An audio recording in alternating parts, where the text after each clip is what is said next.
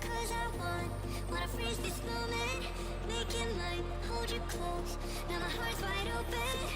When I'm with you, suddenly I feel no pain. Do you make it go away? Do you make it?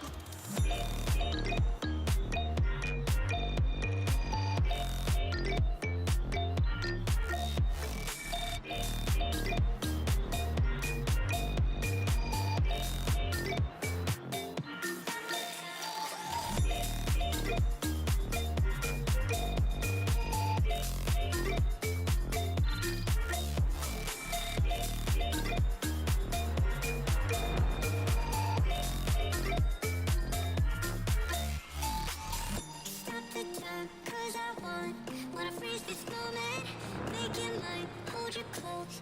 Now my heart's wide open. When I'm with you, suddenly I feel no pain. Do you make it go away? Do you make it? Do you make it go away? Do you make it? Do you make it go away? Do you make it? Do you make it go away? Do you make it go away?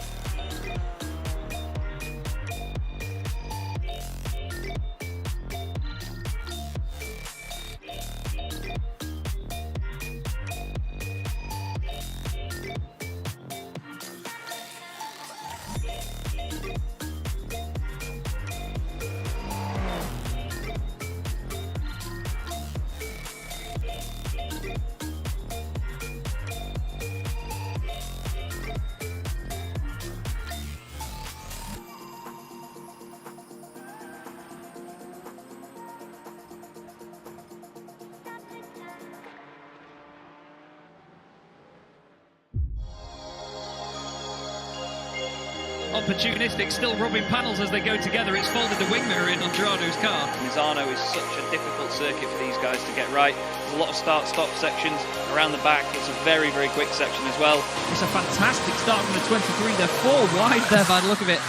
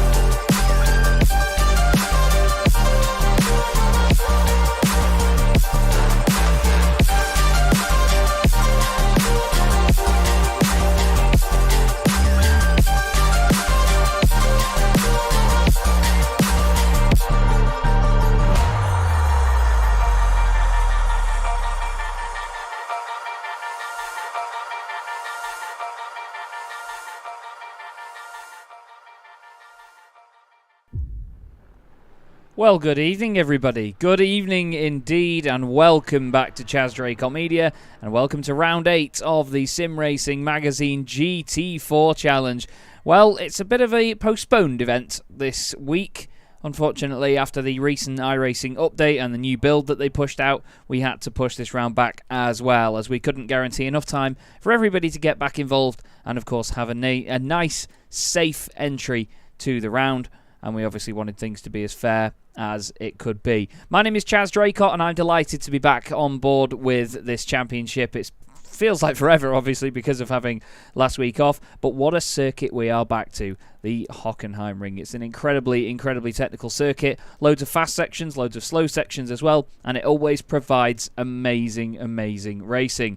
The Chaz Draycott Media Formula 1 World Championship was here for the German Bohr Prix just last week, and we had a wonderful time, and I'm hoping for more of the same from this championship as well. The word championship being very important. Drop scores have been applied now to everything, so the championship is a lot closer. Ed May only 7 points clear of Simon Povey. Mark Baxter-Jones still holds on in third place, just ahead of James Cummings, with Dan Bathy in fifth, ahead of Mattis Niger. Dominic Brennan having a great showing so far, ahead of Byron Crawford. Oliver Carwadine and Gary Tall, who is only 1 point ahead of Johnny Elia, who I was grateful enough to meet on the weekend, actually. I saw Johnny at Snetterton as I was commentating on the Locks for Vans Sports 2000 Championships. Johnny enjoying a wonderful Father's Day with his little one at the racetrack. It was great to see him.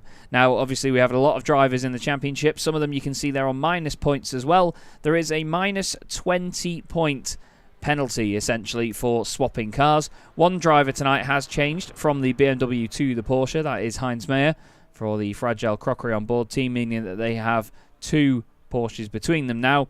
Jared Coleman is another one of those drivers, as you see there, still on minus 13 points after changing to the Aston Martin in Clockwork Orange Racing. In terms of the teams, it's still very close at the top there as well. Tall and Taller Motorsport on 324 points, only 14 clear of H Motorsport. And when you bear in mind that there's 2 drivers per team and only 50 points for a race win, I say only, considering there's only 14 between them and you get 50 for a race win, that is mighty close. So it's looking very good and very exciting for a nice close finale to the end of the season, it's safe to say. We look at some cars out on track then, and James Cummings is currently the third place driver, just under half a second off Ed May's fastest time in practice. Andy Hopley, his teammate, right up there with him in the top 2 spots. Currently, we have qualifying coming up in just a moment, which will be 20 minutes long. Used to be half-hour sessions, but we have shortened it to 20 minutes as we realised that things started to tail off in the last sort of 10 minutes of the session and nobody would improve. This is Gary Tall, though, in the Tall and Taller Motorsport Aston Martin.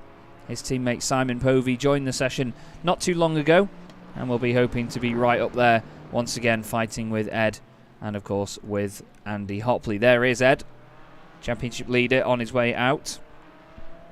Now it seems like cars 107 and 117, which is Ed and Simon, have been very dominant in this championship so far. 3 wins apiece at the moment. The other driver to take a race win was Mark Baxter-Jones. This is Dominic Brennan, the privateer, car 212. He's been amazing since joining the championship. Looking at his record, actually, in the last race, he didn't score any points, unfortunately. I think he retired from the end of the race, didn't he, at Spa-Francorchamps after the incident with Lewis Ward. But before that, he had podium. Third place in every race up until last time round. So it's been great to see his progress. Here's John Roberts, currently in 10th position. Good friend of mine is John. Raced with him for a very long time. He's part of Boosted Motorsport, running the digital Ukrainian camouflage on his Aston Martin this evening. And as he has been for the rest of it. Simon Povey has been at Caffeine and Machine with his BMW. He's got a beautiful BMW M3. I think it's an M3 competition as well, actually. I'm incredibly jealous. And Simon is back, by the look of it, and ready to wage war here in Germany at the Hockenheim. Here's David Patching in the lovely green 718 Cayman. And behind him, the only BMW in the field now. Fausto Pinto really making that car work this season, it must be said. Fausto's been really impressive, properly getting involved. He's got 45 championship points to his name, and a highlight of his season coming quite early on, I believe, at Daytona, scoring 25 of those points in the third round of the championship. Cameron Fife and Colin Wynn. I always say Gary Tall for some reason when I see you, Colin. I'm not sure why. I'm sorry. You might be quite lanky, Colin. You never know. Still, great to see you all in the chat. Porsche Sport in there. Jakob Schmansky, Martin Kenyon as well. Ed May earlier on. It's wonderful to see all of you. Absolutely wonderful. Thank you once again for joining in. And I hope you enjoy the show. Stuart Clark here in the Rusty's Roasts machine.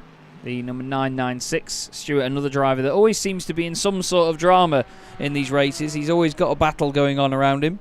Some sort of shenanigans somewhere. So we may see him continually getting involved in such action. Here's Dan Bathy, incredible motorsport photographer. The DB TRS racing driver, having quite a strong season himself actually as well. Currently he finds himself 5th in the driver's standings, the second placed driver that hasn't won a race. The other one is James Cummings, who currently runs 3rd in this session. Sean Gardner in the chat, good to see you, mate. Cam 5 asking if the SSRI boys aren't racing, and it does not seem like we have Mattis Niger or Stephen Haley. Stephen did say in the Discord earlier on that he may not make it, so unfortunately, it does look like SSRI are not represented this evening. SRM are represented by Paul Goffin. And, of course, the boss man, Andy Marston, who is still sat in the pit lane at the moment. He's been putting in his times. Simon Povey is just coming back out on track now. He's not going to get much time in before the session ends, admittedly, but still. He's going to just get used to the conditions ahead of qualifying, just see how the car is, make sure everything's all set up. Pulls over to one side, clearly just testing his inputs, making sure it's all ready to go.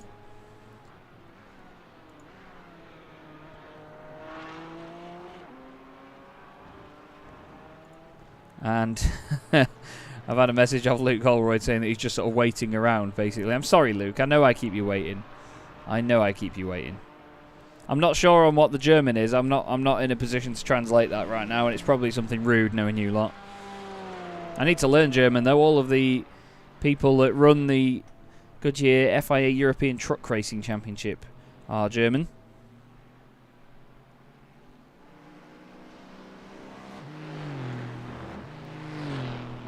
I actually had a reply to a comment earlier on a video from that championship. I thought somebody was basically asking if they still run the trucks on diesel. I thought that they were going to start complaining that it's pollutive and so on.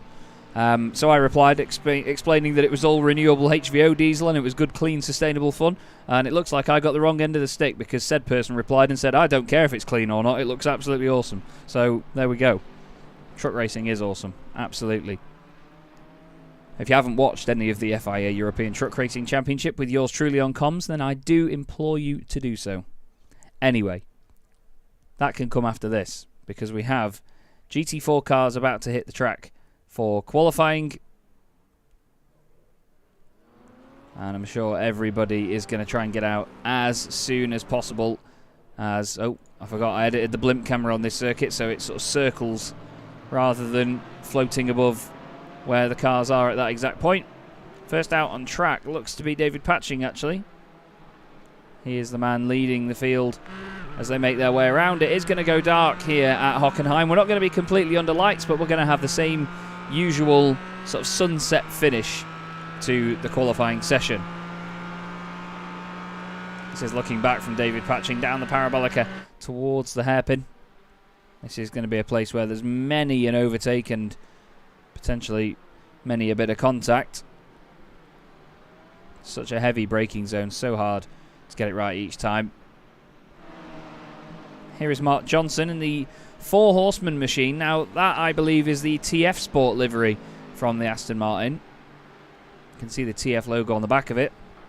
Looks very good indeed. Mark Johnson racing for Legends Racing in this championship.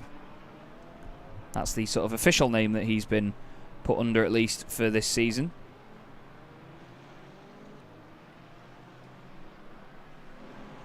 And he's got Andy Marston, bossman, right in front of him at the current moment. Andy has been just enjoying the championship, to be honest with you, in his McLaren. He's absolutely loved being out there and getting amongst it and helping to run the series as well and keep everybody in order when I'm not around. All jokes aside, though, the guys that are running this championship and everybody involved, you know, the community behind it has been fantastic. I really have to give a big thank you to everyone that's been a part of it so far. It's been all really friendly, but still competitive stuff, you know. It's been great to watch, and it's been really good fun to be a part of. Heinz Mayer is just there in the 222 Porsche. The gorgeous livery that he's got on the fragile Crockery on board, Crockery Direct and Orris Digital machine. As that's his brother going off the circuit. Ralph Mayer off into the wall, and he's broken the right rear of his Porsche. That's going to go back to the pits.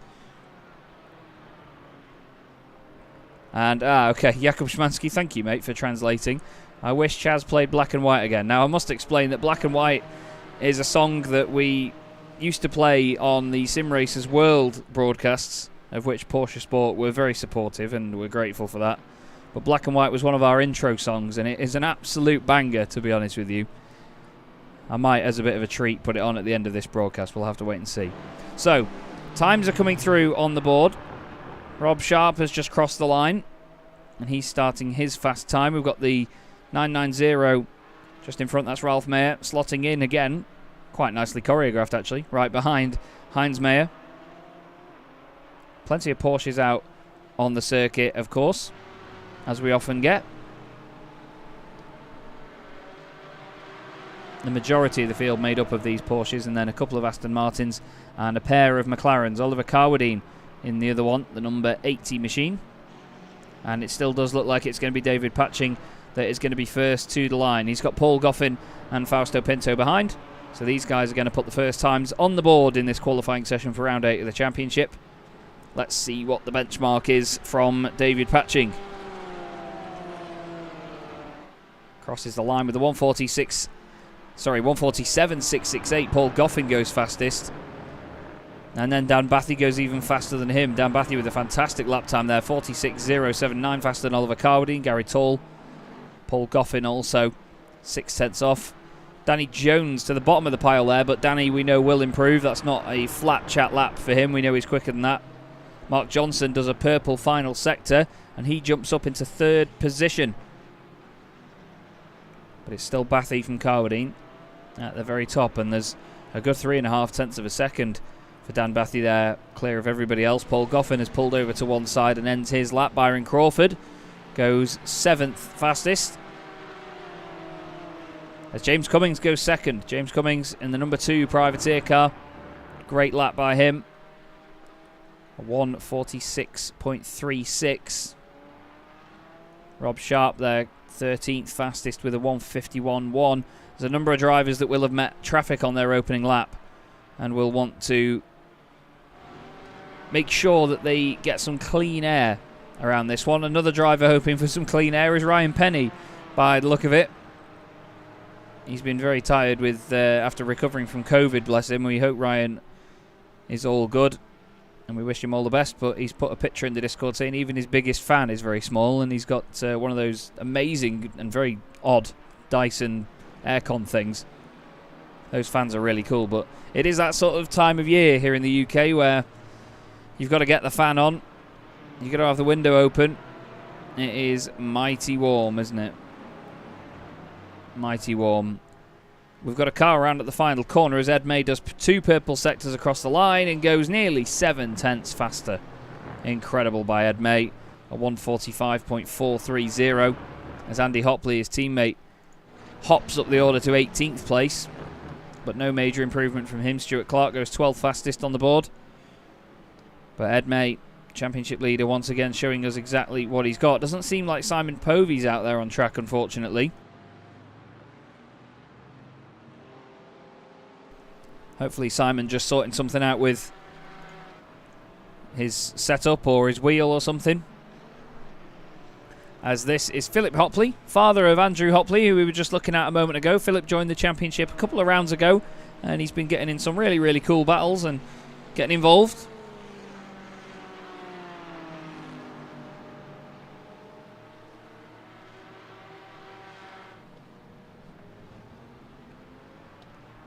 And he has got Mark Johnson right behind him there. Mark's actually gone 2nd fastest Just under half a second off Ed May, but no one's going to go fastest if you run that wide. That was a bit of a weird moment there through the hairpin, but it's that sort of corner that really asks you to run that wide. Oh, was off. Off he goes. Off in the background. That was not Mark Johnson. I apologise. I think that was Ed May that had that moment there. He's just jumped back to the pits, so yep, it must have been him.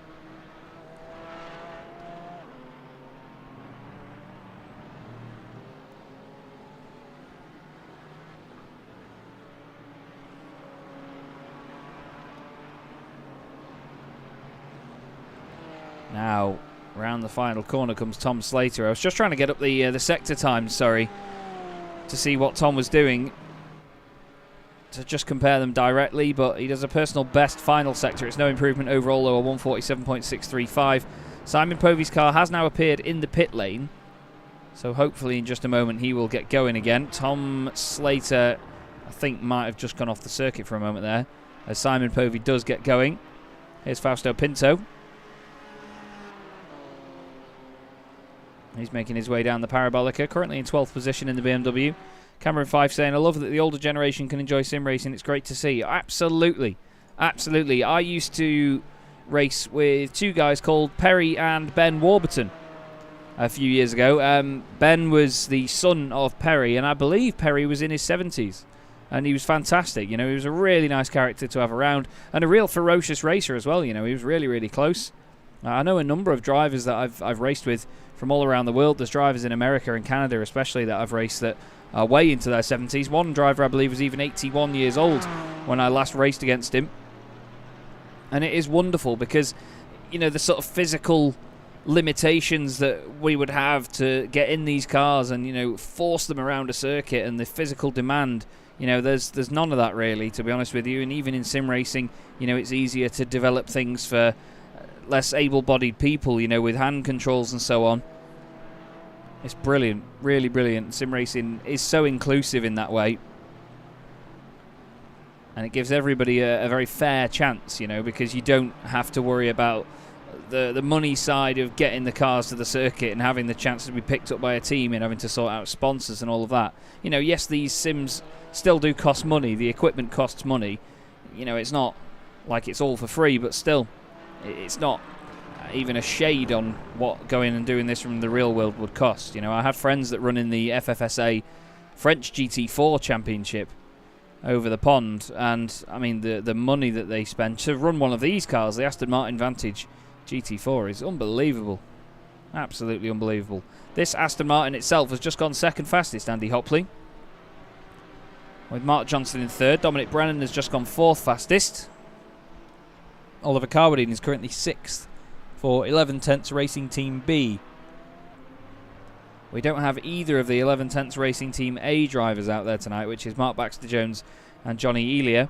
Hopefully we can see them again very, very soon, or Johnny can just get back in time to jump in the session right at the end. Here's Jared Coleman's new livery on his very shiny Aston Martin. He is racing for Clockwork Orange Racing, but I don't think they have their own livery for the Aston Martin. So he's got this wonderful shiny blue machine.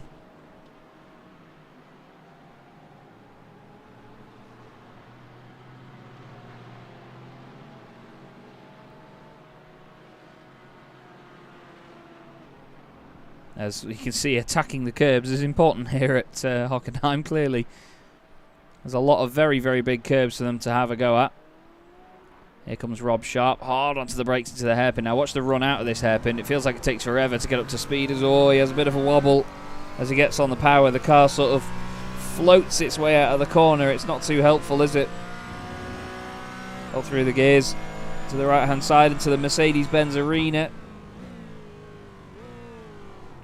Very tight left, so many lines on the exit. It's really, really a scary place when you're racing someone hard, actually, out of that left-hander there. It's so easy to just come across on another driver that's very close with you.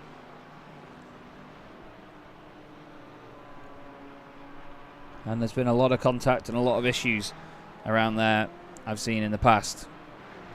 Commentated on Clio Cup Europe racing here once, and it was absolutely incredible. Still, no disrespect to any other championships or races, but I maintain that was still the best race I've ever commentated on. As up, Ryan Penny's had a moment. He did say tonight that having COVID has left him very worn out and very tired, so if he does quit early tonight, it's not him throwing the toys out of the pram. But I hope the evening is as easy on him as possible for Ryan.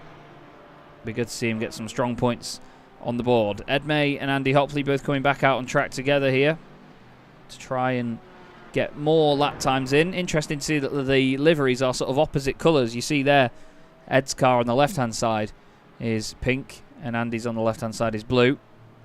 I really like that. I'm not always a fan of teams having completely different colour schemes when they're in the same squad. But when it's like that and it's still the same colours, just inverted, I'm a big fan. I'm a fan of James Cummings' car as well. Love this look. The big pink bonnet on that and the sort of pink lip on the rear end. That solid blue. The number 2 machine has been really, really quick this season. 4th in the championship so far, behind the 3 drivers that all have race wins to their name. That being Simon Povey, Ed May and Mark Baxter-Jones.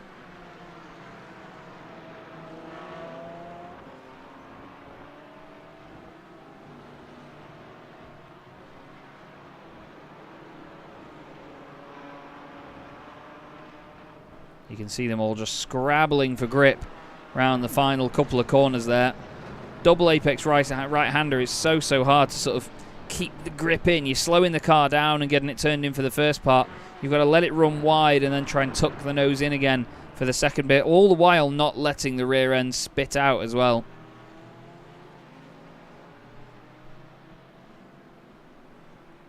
And in cars like this, like GT4 cars, with as much power as they have, it is not an easy task. Back to Fausto Pinto's efforts in the BMW. He's currently 17th fastest at the moment. 147.02 is his best time. He did a 147.1 last time round.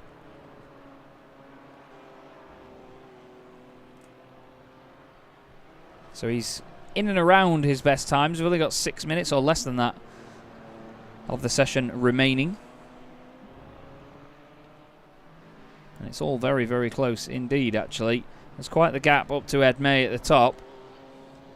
Simon Povey has done a time and gone 6th fastest, but he's pulled over again here. I'm not sure if there's something wrong for Simon or whether he wants to just get straight back in the car and then straight back out on track, and it seems that is the case.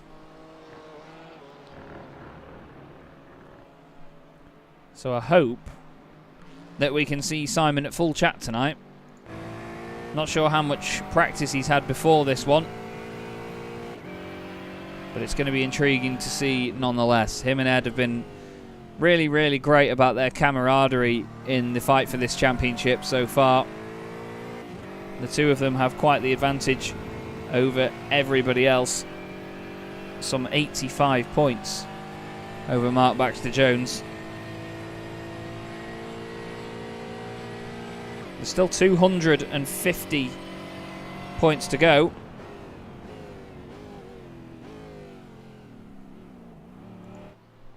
And Cam 5 asking where the spam bots are tonight in the chat. I know, you're right. They'll be along soon enough, I'm sure. I think maybe when the stream gets to about sort of 45 minutes, they tend to appear. It's something like that. I saw a post the other day online about somebody mentioning that there isn't actually an algorithm for when they turn up. So we'll have to just wait and see, I guess. Anyway, less than 5 minutes to go. We keep our eyes on Simon Povey.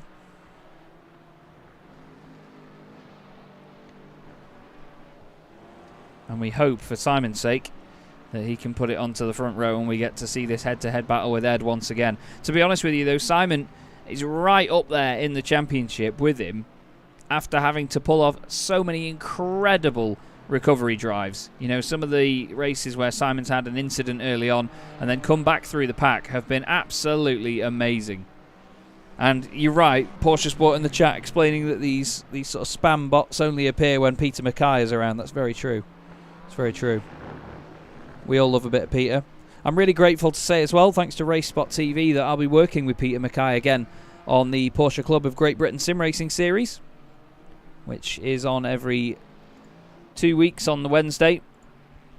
So next Wednesday night I'll be joining Peter in the comms box as we watch the championship race around Brands Hatch to get the second race of their season underway. Thank you, of course, to Connery Maddock, who jumped in for last week's opening round at Donington Park. Looked like it was a right blast.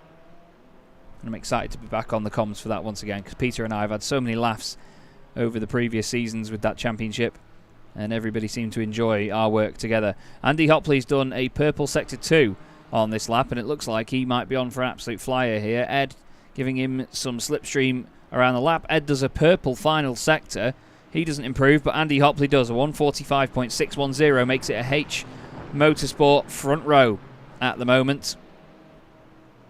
We go back to Simon Povey and hope to see at least some greens under his times at the bottom of the screen. Ryan Penny about to come across the line and put another lap on the board.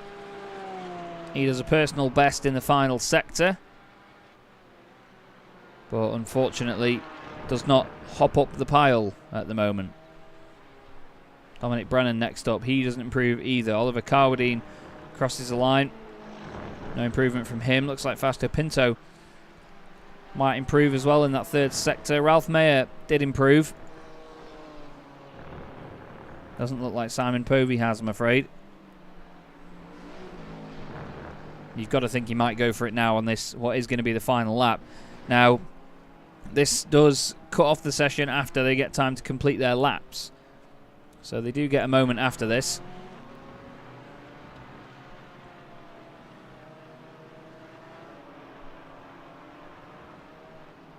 So once they cross the line and get onto those final laps, they do get all the time they need to complete them. You can see there Andy Hopley and Ed May waiting at the side of the road to try and slipstream each other around for one more lap. It's great teamwork by the two H Motorsport cars.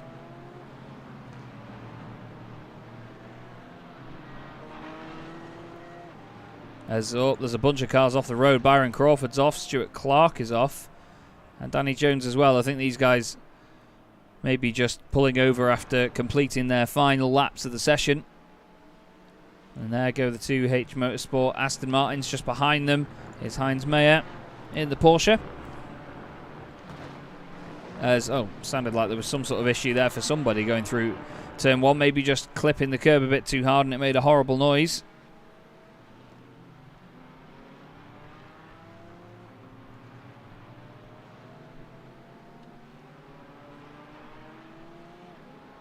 Now, who else is doing quite well up the order? Dan Bathy's onto his final lap of the session as well. 20 seconds to go. Currently finds himself in 7th place, just behind Simon Povey. James Cummings and Dominic Brennan are representing Porsche at the moment in 3rd and 4th places.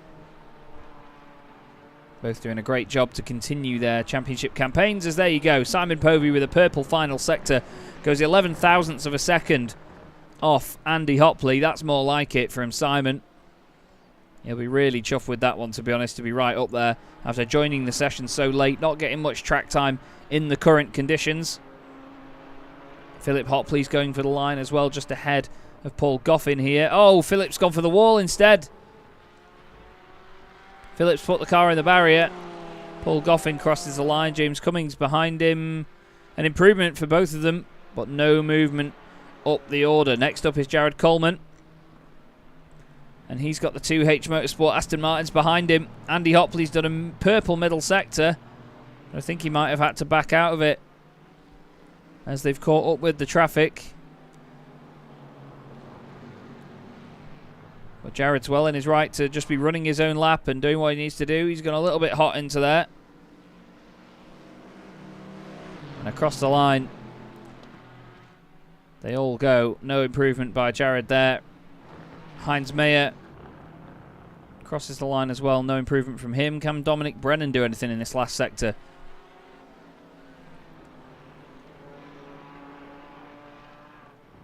Let's see how tidy he is around the final corner. Across the line he goes. And it's no improvement from him. Fausto Pinto is on his way into the pits. Next around the circuit is Simon Povey. I think Simon might have actually been able to get another time in. That's going to be a 1:45.9 for Simon, or 1:45.870. So no improvement there. His teammates hoping for improvement. This is Gary Tall, currently in 11th place. And he does not improve on that final lap, unfortunately. James Cummings is the next one around, but I think he might... Yeah, he's not able to put a valid lap in here. So Ed May gets another championship point for pole position. And that becomes Ed's third pole position of the season. Very well done to Ed. And commiserations to those that were around, but so close in that session.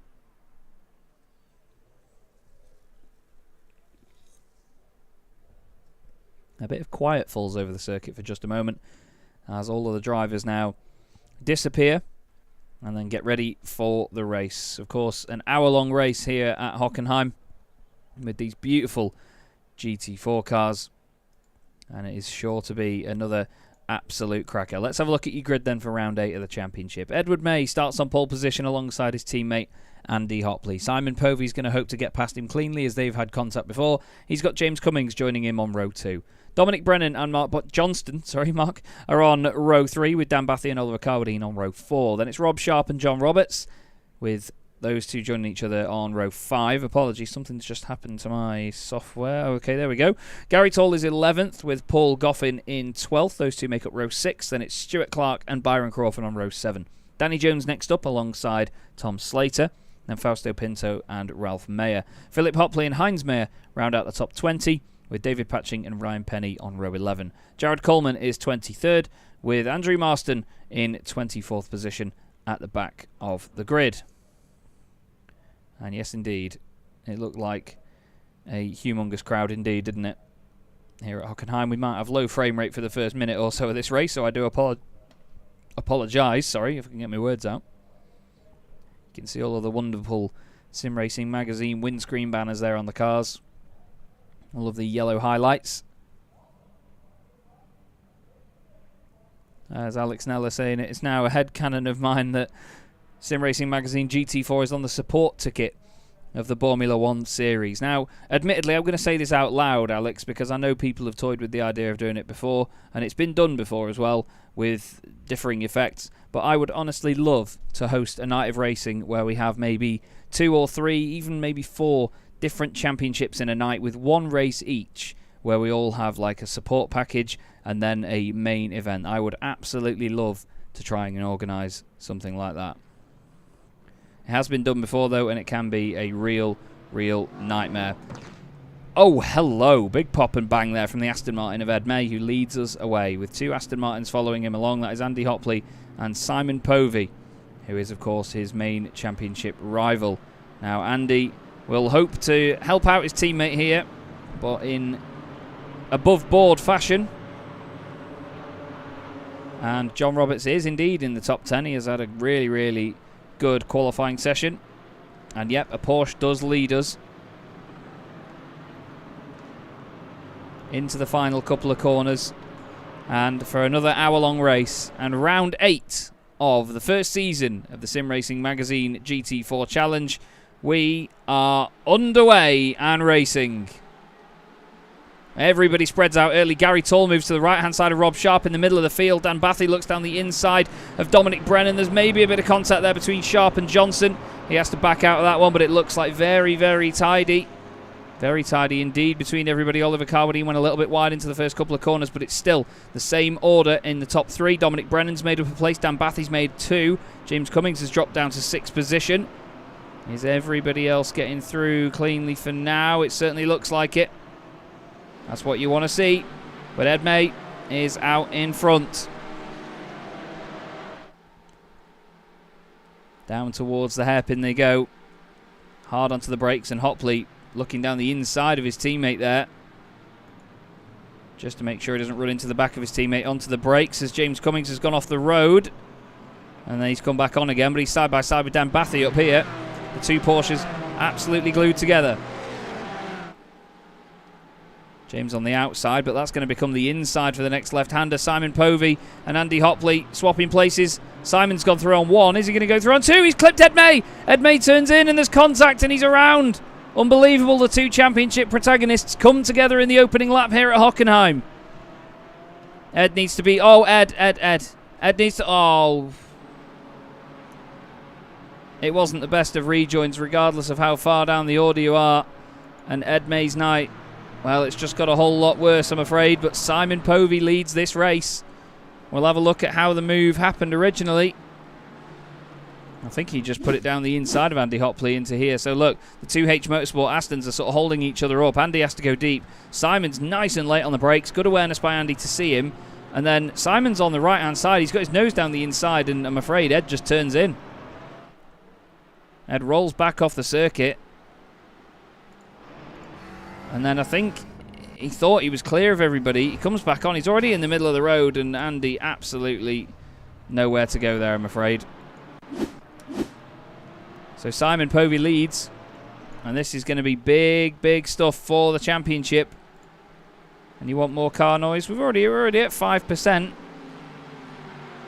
I can't really go up much further than that, to be honest with you. Because when we go on board, it's plenty loud enough.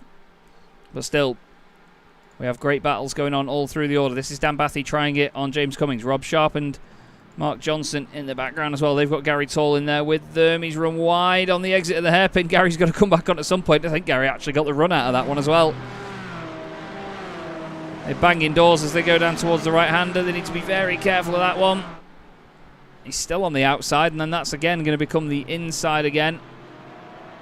Lovely stuff by Gary Tall. Rob Sharp gets a great run, though. Oh, Gary doesn't leave him all the room on the left. I don't think he expected Rob to have the overlap again, but I did mention earlier, didn't I, that you see that sort of contact around those corners. There's so many lines that you can take on the exit with it going left and then tightening and opening up and then going right again. And now look, Stuart Clark side by side with John Roberts. The much bigger Aston Martin around the outside. Lovely stuff by John. He's fallen down to 12th position from where he started, but he's still putting the pressure on here, trying everything he can. Looks like Gary Tall's lost a bit of time further up. He's still under attack from Rob Sharp. Fastest lap of the race by Andy Hopley. Ed May carrying on. I'm not sure what the damage is like on his Aston Martin. It's a massive whack he's taken in the right-hand side. Andy Marston continuing on with a very shortened McLaren. McLaren announced earlier on as well that the new Artura GT4 car is to become a thing. It looks basically just like the 570S, but even prettier. The Artura is a new supercar by McLaren, basically. It's almost like a best hits of their sort of 570s and 650s, if you ask me. It's a wonderful looking machine. That's not a wonderful looking entrance to the hairpin by Andy Hopley. Bit deep on the way in, but that means he gets a good slingshot on the way out to try and chase down Simon Povey. Dominic Brennan is in 3rd position, trying to chase him down as best he can. Dominic's been great this season, really great. A shame about the incident with Lewis Ward at the last round. That's another driver we don't have tonight, Lewis Ward. But Dominic has been very entertaining indeed. And I hope as well, everybody, that the series itself has been entertaining so far. Don't forget to subscribe to Chaz Draycott Media. And of course, make sure you look for Sim Racing Magazine online. And join the Discord as well where you can. And if you fancy being a part of the championship in any potential future seasons, then you very may well do. We'd like to be as welcoming as we can to all drivers. As whoa, Fausto Pinto not too welcoming to Paul Goffin making the apex there. As they go into the second to last corner, there's a big stream of Porsches behind. And then at the back of it, Jared Coleman in the Aston Martin watching on.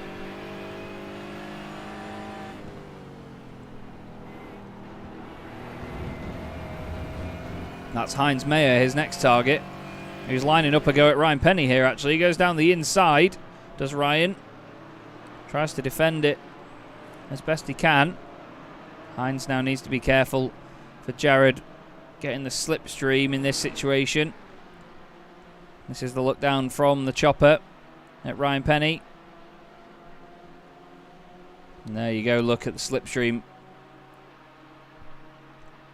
Oh no, Dan Bathy's had a problem. Dan Bathy's around and he's into the hairpin pretty much backwards. Gets going again ASAP.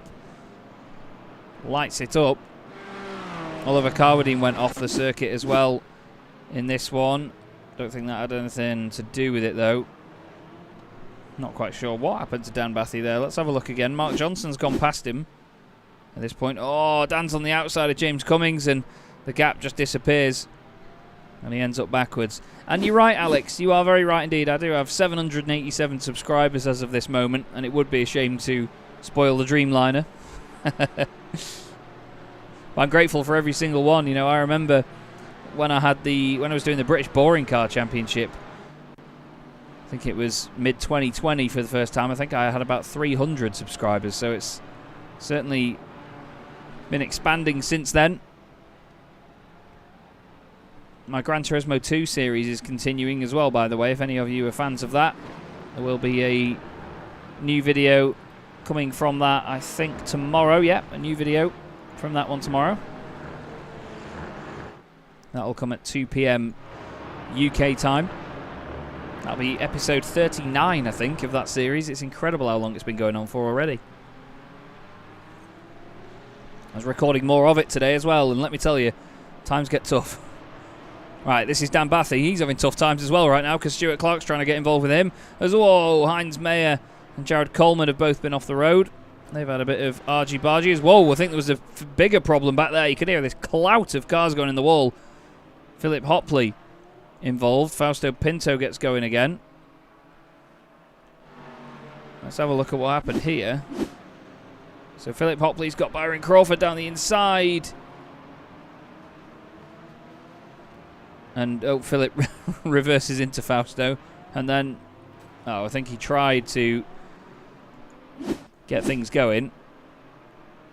And then just ploughed the car into the wall. It's Rob on Twitch saying, Chaz, you bearded wonder. I'm not very well known for my beard, but thank you very much, Rob. My beard is to cover up my many chins, you see, that I've developed since lockdown. But still good to see you, mate. Hope you're enjoying the show so far. Plenty more of this race left to go. We're only 8 3/4 minutes through so far here at Hockenheim in round 8 of the Sim Racing Magazine GT4 Challenge. Simon Povey leads the way after a dramatic contact on the first lap with his main championship rival and championship leader, Ed May. Ed's teammate Andy Hopley still trying to stay with him. 8 tenths back at the moment. Dominic Brennan third. Then there's quite a gap back to James Cummings and Mark Johnson, who are having a fantastic little scrap for 4th place. Then it's Rob Sharp, Gary Toll, Oliver Carwadine, Tom Slater and Dan Bathy rounding out your 10.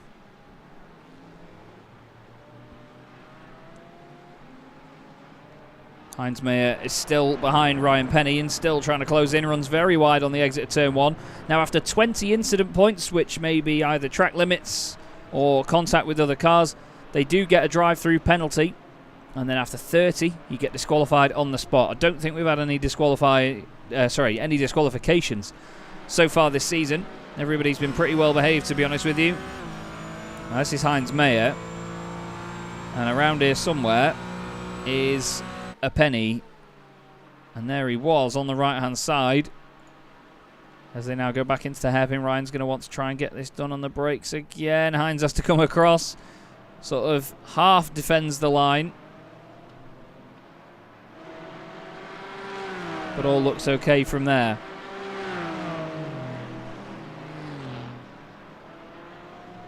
And that means Heinz Mayer now into 15th position as well. Ryan sends one down the inside, actually.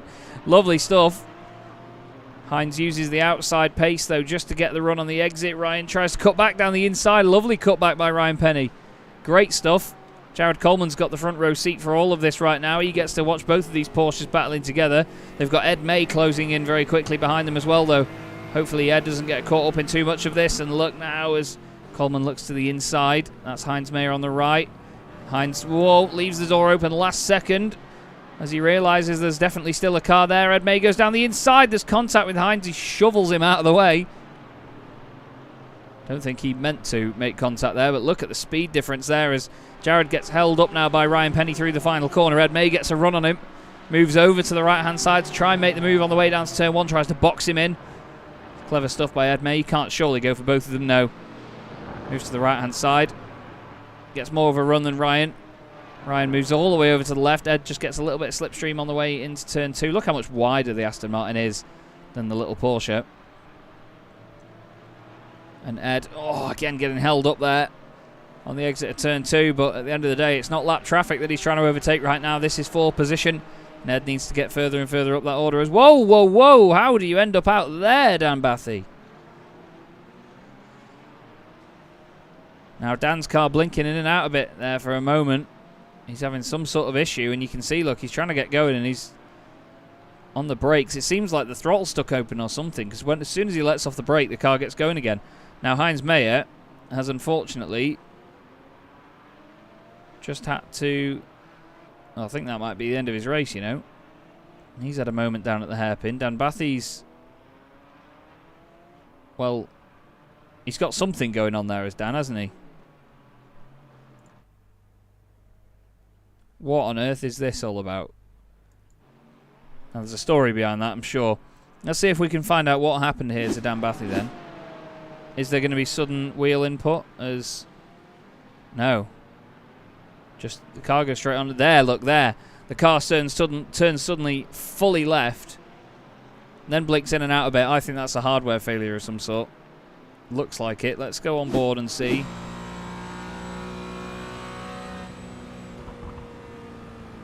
Yeah, look, it's disconnected and then bang! There you go, it reconnects. And it's doing whatever it needs to do. Blinks in and out a bit and then it's going to go full throttle. Ready? Yeah, it's trying to get on the throttle and Dan's having to hit the brakes to stop it just driving itself back onto the middle of the track. Jared Coleman and Heinz Mayer had this problem. Heinz down the inside. Oh, and that might have been why Heinz was waiting, I think. To wait for Jared Coleman to come back onto the circuit. Yes, it must have been. Well, suddenly it's all just changed in the mid-pack there. Ed May now up into 14th position after starting on pole. This is the man that started 3rd and now leads the race. Simon Povey, once again, doing a great, great job. It's a shame about the contact, but at the end of the day, as mentioned in the chat, it was pretty much, I'd say, 99% a racing incident. Simon just needs to try and make the most of this opportunity now to extend his championship lead. Because as things currently stand, he will, of course, take the lead of the championship. You get a lot of points for a race win in this series. You get 50 points. With drivers getting 40 for 2nd and then 35 for 3rd place. So even if Ed was to finish 3rd in this race, he would still lose 15 points in the championship to Simon. Maybe 14, of course, because of the point for pole position. So Ed, you can guarantee, is pushing hard right now. He's got Danny Jones as the next target. But one thing we need to look at is the amount of positions gained, and it's Ryan Penny in 15th position that has gained 8 spots now that Tom Slater has come into the pits. 8 spots gained for Ryan, and he is the biggest mover in the field so far. There is the statistic on the left-hand side. As Dominic Brennan has got past Andy Hopley down the back straight. This is exactly what Simon Povey wants. He needs these guys to be fighting with each other. As, well, Dominic goes back onto the Autobahn, has to pay to get back in. And then rejoins in front of Andy Hopley again. He's gone board with the Aston Martin. Porsche is going to surely stay over to the left a little bit. Back over to the right, there's contact, and well, I have to say that that was not really Dominic's move to make, if I'm honest with you. He'll feel that Andy just broke late and ploughed into the back of him there, but, well, I said I'd expect him to stay over on the left, and, well, he didn't. He sort of goes over to the left, there's a little gap on the right, moves right over into the braking zone, and I'm afraid that's what happens when you move over on the brakes. Dominic Brennan has jumped back to the pits, maybe in protest, and I'm afraid that's looking like the end of his race. It's a shame to see more contact determine a lead position like that. One of the very top spots in the race is, whoa, big slide by Andy Hopley. But I'm afraid there wasn't much Andy could do there. He was potentially eyeing up a move around the outside of that left-hander to then make it the inside on the exit. But Dominic just came all the way over on the brakes when there may have been the tiniest of overlaps, and that was that. Looks like he is gone as well. He's not in the pits anymore, and he seems to have left the session, unfortunately, so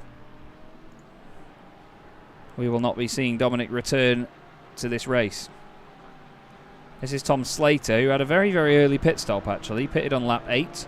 So too did Heinz Mayer, but Heinz probably had damage from his earlier contact. But Tom seems to be the earliest one to have come into the pits. This is when everybody pitted. You can see there's only the sort of bottom 5 cars that have been in the pits at all. Andy Marston getting some damage repaired after smacking into Ed May's stationary car earlier. Somehow Ed's still going with that damage, so he's up to 12th place now. Ryan Penny... Oh. Well, I clicked on Ed May and he's disappeared. Oh no, don't tell me that's a disconnect. Don't tell me that's a disconnect for Ed May. That would be even worse to get a DNF. Now, it can be quite a while that your internet can drop and then come back again to sort of keep you in the session, so I hope that we do get Ed back in, but he's dropped down to 20th place and he's still dropping. That's music to the ears of Simon Povey. I know that Simon wants it to be a nice close fight though, and don't we all? We don't want this to be a sort of one horse race, to be honest with you.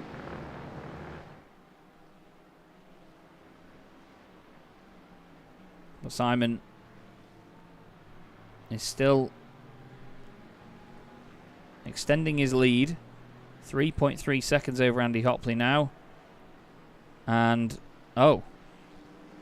Ed has sent me a picture. And his monitor is just completely black. Not sure if he's had some sort of, like his PC's died or something, but that is a massive, massive shame. We've lost the championship leader. And Simon Povey now has to just get it to the finish, and he will have a big, big advantage in the points. This is Oliver Carwadine chasing Simon's teammate Gary Toll. I'll go on board with the McLaren. I'll always take an opportunity to go on board with the McLaren.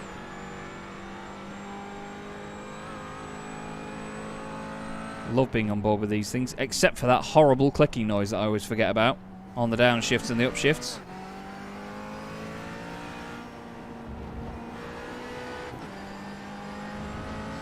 You can just feel a bit more drama from the McLaren compared to the other cars.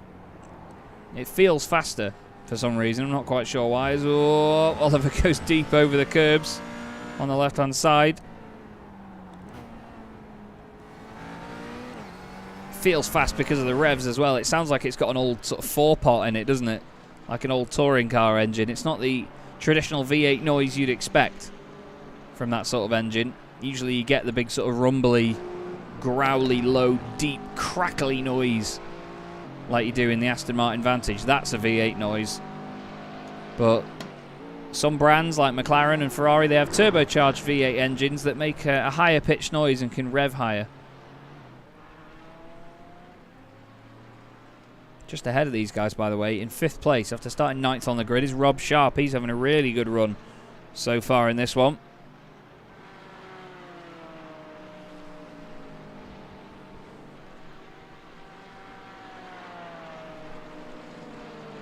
And Oliver now even closer to Gary Toll as he gets in the slipstream down the back straight. Makes it clear that he's going over to the right-hand side. He's going to try the inside line for the hairpin. We're a third of the way through this race now, over 20 minutes. Hard onto the brakes goes Ollie. Tries to tuck it in as tight as he can. Might have been a bit of contact there. They're still side by side as they exit the hairpin though. Gary's going to try and carry this around the outside. That's going to become the inside. He's on the curb. He's later on the brakes, way later on the brakes. As well, maybe a bit too late on the brakes as Gary Toll goes straight on at the Mercedes-Benz Arena. Gets back on the road after having lost a place to Oliver Carwadine. Ryan Penny continues his charge. And he's now up 10 places from where he started. Up into 12th position. Really strong stuff by Ryan Penny, considering the circumstances. He's still recovering from COVID and he's absolutely worn out, but the number 99 car is giving it 100%. There's not a single percent being left on the table here. As that was David Patching in the background having a bit of a moment, running a little bit wide, but he's okay. And he carries back on.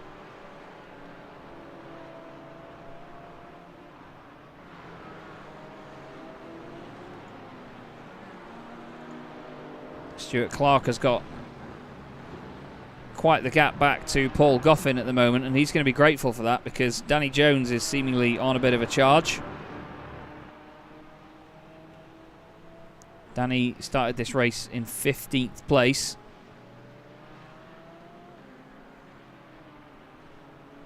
And he's moved forward 4 positions so far to be just outside the top 10.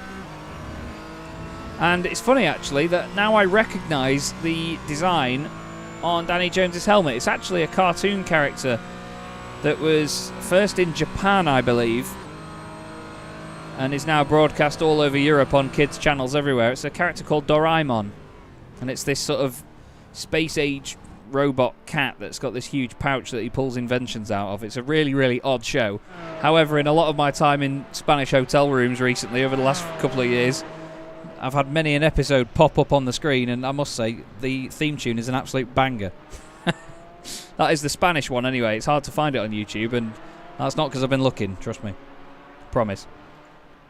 Anyway, Simon Povey in the Mean Machine at the front leads the way, enters the pit lane. That looked like a bit of a late entry to me, though.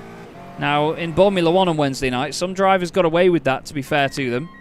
They did cross the line very last second. And they didn't get a sort of warning for an unsafe entry.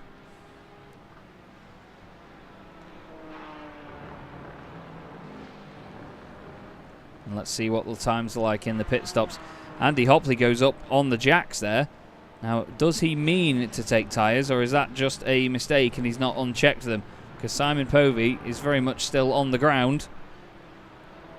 We're going to keep our eye on this and see what it's like when they come back out. Andy, 23 seconds stationary. Sorry, Simon, 23 seconds stationary. Actually, Andy Hopley was stationary for 0.03 of a second less. And he might even have fresh rubber on the car. Very, very interesting. So James Cummings has now inherited the lead of the race.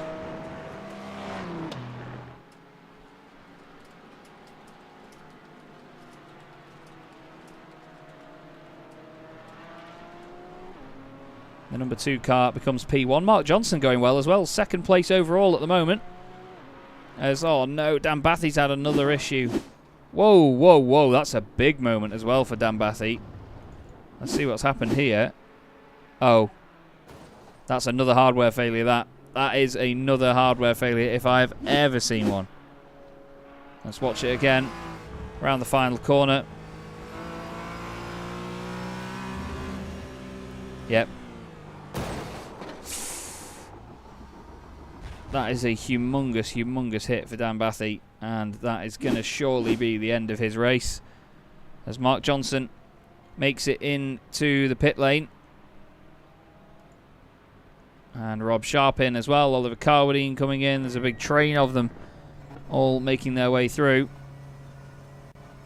And they will complete their stops and get back out there. Is anybody else staying out? Doesn't look like it. Danny Jones is in as well. That means Simon Povey is going to go past all of them. Looked like Ryan Penny was coming in as well, just behind him. So Simon Povey carries on. Andy Hopley, surely the next one. He is. Everybody else pitting.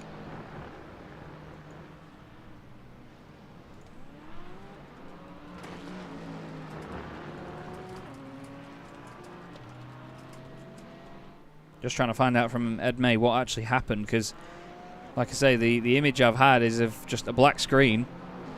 I'm not sure whether it was the PC itself or connection that went, because it seemed to just go very suddenly, and we've all seen the different sort of issues that you can have where Sometimes the PC can just die, the sim itself can crash, but then even tonight, you know, we've seen Dan Bathy have hardware problems, if I can get my words out, where you see the car sort of blink in and out as well, where the information just isn't being received properly by the server, and that's not always completely down to the connection. That can sometimes be from the hardware itself or the sim itself having problems.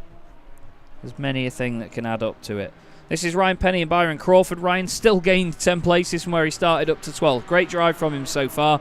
Byron Crawford putting the pressure on for the 11/10 Racing Team B machine in the blinds to go car. He's going to be hard onto the brakes, looking down the inside into the hairpin. Does he go too deep? A little bit. Ryan Penny gets the cutback. Nice awareness, and he leaves space on the inside, does Ryan.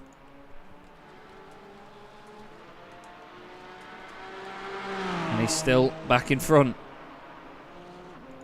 As wow, Byron tries to sweep around the outside and then get late onto the brakes into the Mercedes-Benz arena, and he does it as well. Lovely stuff by Byron Crawford. Great bit of driving that. Good awareness by both of them as well to leave enough space so they can have a clean battle like that. And both continue. Ralph Mayer and Heinz Mayer, two brothers, racing for Fragile Crockery on board in their own beautiful liveries. Both of these two have represented some fantastic looking cars this season. Heinz doing an amazing job at handing out the medals and awards and trophies and all sorts for this season for the drivers, and continues to do so. A massive supporter of Sim Racing Magazine and the championship itself, and we are very, very grateful for them. Same with blinds to go as well. You see all of our sponsors in the top right. Digital Motor Art as well. Stephen Haley, some of his incredible designs that he does for iRacing, R-Factor, Assetto Corsa. He's a very wonderful livery designer. Mydas Simulation, Matt Dorrington as well, another superstar. And of course Orris Digital, one of the brands that you will see on Heinz Mayer's car here. Slightly covered up by the sort of broken, shattered effect on the livery. I love that car. Looks very good. And Shark eBikes as well. Carl Sharkey, another guy that's always been supportive of Sim Racing Magazine and our events and series from the get-go. As Andy Hopley has had a spin. Andy Hopley is off the road. Careful with his rejoin, and he's back on the road. Now, I'm not sure, has he done this himself? It looks like he has. Maybe just lit it up on the curb. Oh, that is so easy to do as well. The low-end torque of the Aston Martin can be a real nightmare sometimes. It's more of a curse than a blessing. Tries to reverse it around and get it in a safe position before coming back on. And now he's got a view full of Oliver Carwadine's McLaren. Oliver in 6th place at the moment after starting 8th on the grid in car 80.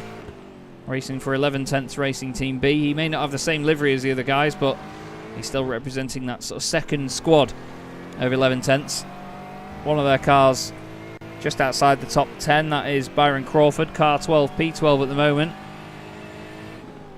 We stay on board with Hopley, who now has a lot more work to do to try and avenge his teammate and get some points for the team. As the Aston Martin moves to the right-hand side of the McLaren, hard onto the brakes they go now into turn 2.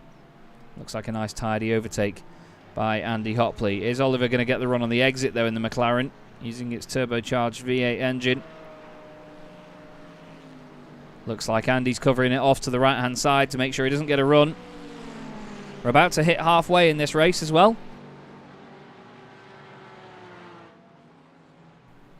And these two remain side by side. John Roberts in the background there with quite a nice view of all of this. Hopley gets it to the apex, bobbles and bounces the Aston Martin over the curb, manages to stay in front. We'll just give you a quick look at the current situation with the track map. You can see here Simon Povey, the car highlighted in yellow on that map. Quite the advantage now over James Cummings and Mark Johnson. And then there's a number of other little sort of groups and battles as we go down the field. We've lost 5 cars so far. Tom Slater is one of them, as well as Dan Bathy, so both the DBTRS racing cars are out. Ed May out, Dominic Brennan as well, and Andrew Marston. So we've lost a number of the big hitters already in this race, and we are now over halfway. I'm going to try and have a look and see if I can find what happened to Tom Slater, because I don't remember seeing him stop. Let's have a look. Oh no, he's clipped the gravel on the outside. Saves it one way, then the other, and is that going in a wall? It's the tiniest kiss on the barriers. But then he came into the pit lane. Left the pit lane. And, then he's had another issue. Because Tom had an early pit stop, didn't he? Oh, he's done it again. Oh, Tom, just pushing that little bit too hard. And I think that was all she wrote, because I think he's already fast repaired that car. And that is the end of it. Real shame for the DBTRS squad. Having their toughest night in the championship so far, it has to be said. Simon Povey now 11 seconds clear as... Whoa, Stuart Clark is around, and that's on the back straight. That is not a good place to have the car facing the wrong way. Now, what has happened here? Has he done it himself? Well, he has.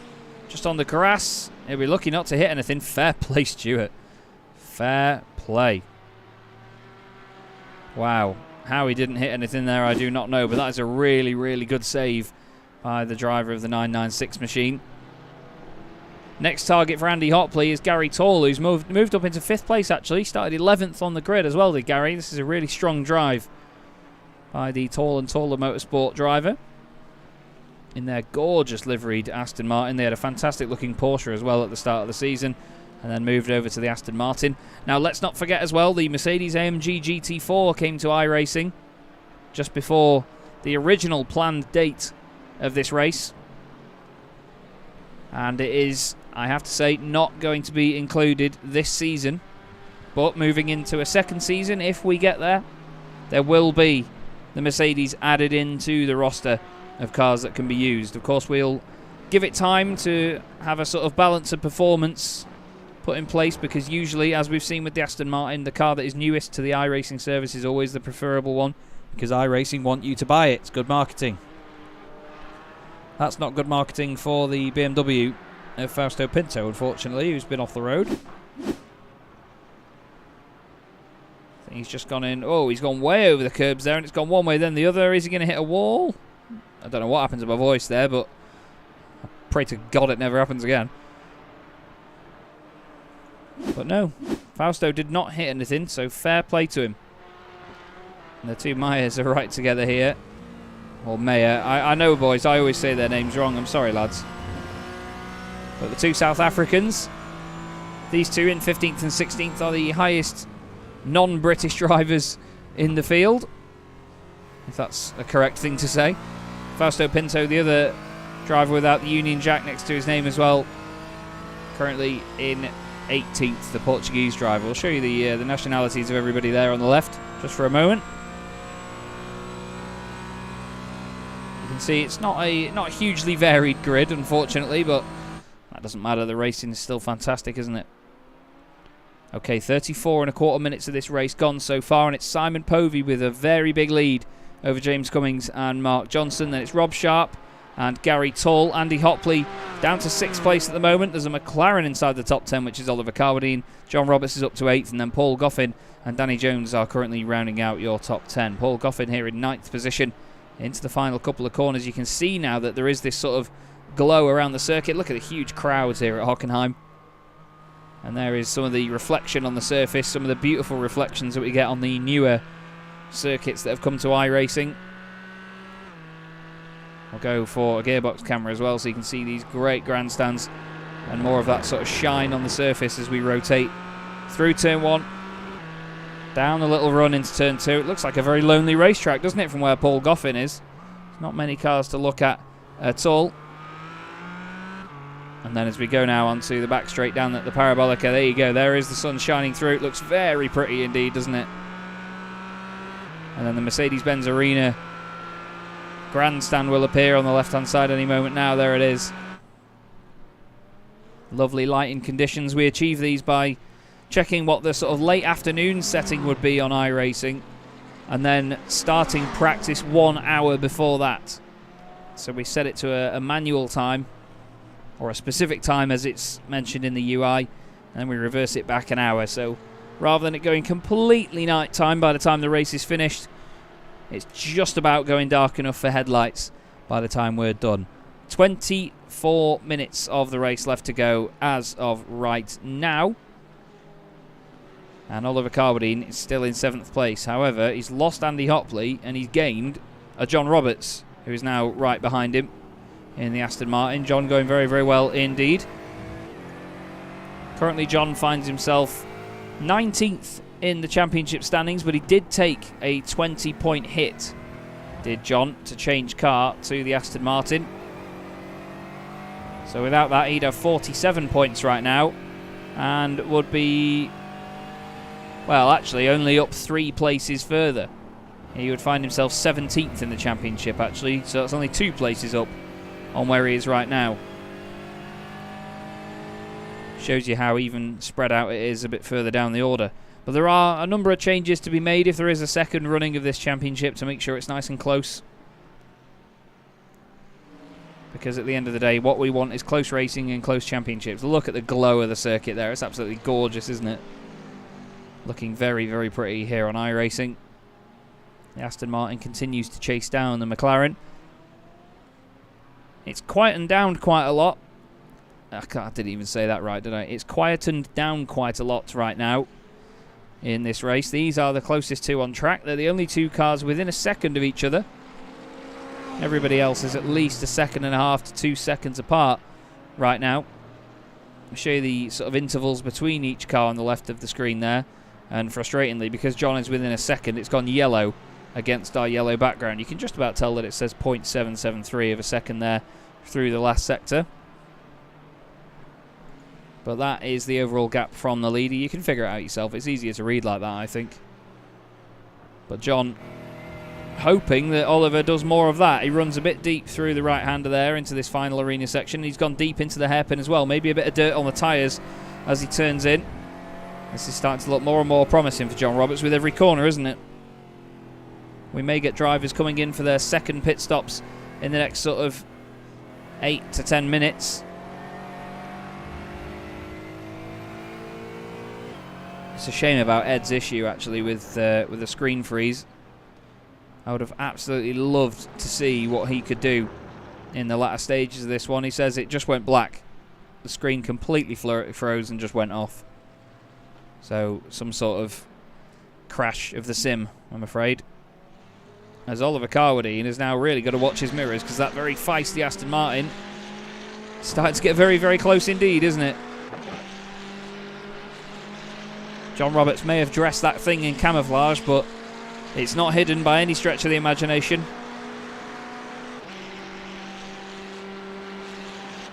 As they go hard onto the brakes once again, into the hairpin.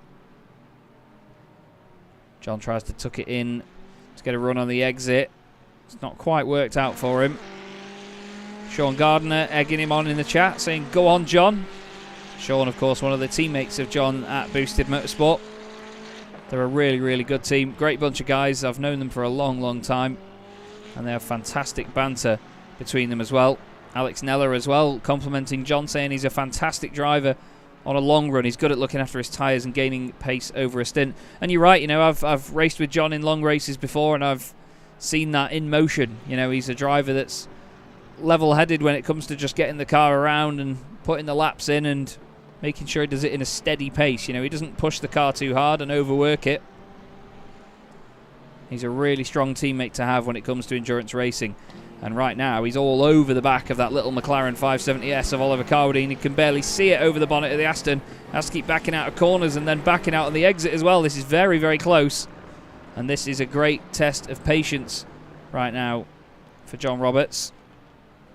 Oliver Carwadine will not be enjoying the fact that he's stuck right up behind him like that. Now, does the McLaren? No, it doesn't have a rear view camera like some of the other GT4 cars. So, fortunately for Oliver, he's not got a screen full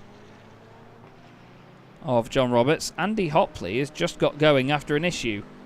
Andy Hopley's just had a spin or something down into turn 2. Has he clipped the grass? No. Tries to avoid Gary Tall on the brakes. That would have been the second time that he'd have gone in the back of somebody if there was contact there. Heinz Mayer comes into the pits. Now, he pitted a bit earlier than everybody else earlier on, so he's maybe slightly out of sync. We're over 40 minutes of the way through this race now, into the final third, the final 20 minutes. This battle carries on now. Are they going to catch up with Andy Hopley, or is Andy going to continue his really good pace and move forward from this point onwards? Can he go after Gary Tall once again? He's got about 5 and a bit seconds to make up on him, though. 4.6 to be exact.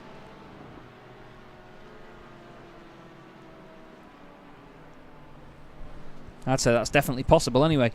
Oliver Carbadine has opened up a bit of a gap here on John Roberts, but it's not much of a gap. It's only about half a second at the moment. He just doesn't seem to be as confident as John in this final sector. The Aston Martin looks really strong around this bit of the track.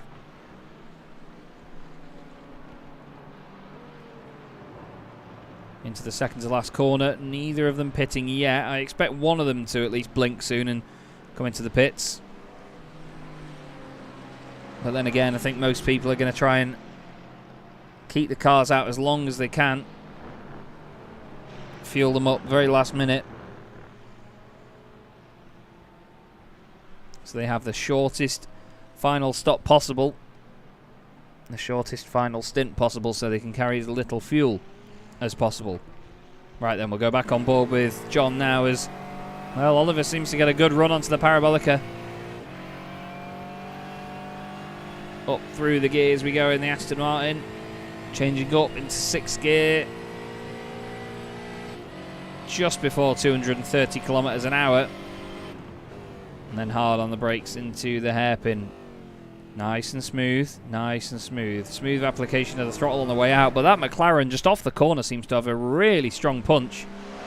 There were reports after the first round that the McLaren really eats its tyres and it wasn't as good at looking after them, regardless of who was driving it. But that initial punch that Oliver Carbadine's got off the corner looks absolutely phenomenal, doesn't it? The rear-engined or mid-engine nature of the McLaren certainly helping it in that regard. We'll check in on our race leader, Simon Povey, still looking good out there in the number 117 machine. Started third on the grid in this one, behind the 2H Motorsport Aston Martins, who are both having a bit of a torrid night, it has to be said. Andy Hopley still in 6th place, so it's still good championship points, but it's not what he would have wanted after chasing down the current race leader for the majority of the first portion of the race anyway. But Simon will openly accept this race win if it continues to come his way, and he gets it. His teammate Gary Tall into the pits then. Gary coming in at the end of his 24th lap of the race as the Carbadine and Roberts battle carries on past the exit of the pit lane down towards turn 2.